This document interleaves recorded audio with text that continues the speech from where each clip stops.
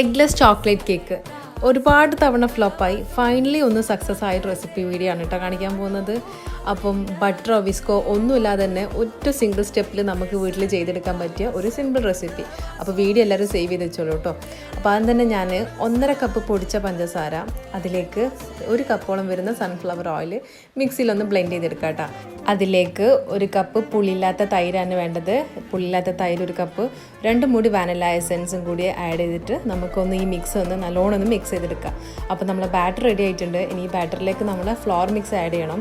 ചോക്ലേറ്റിൻ്റെ mix ഞാൻ 1.5 cup floor mix ഞാൻ എടുത്തിട്ടുണ്ട്.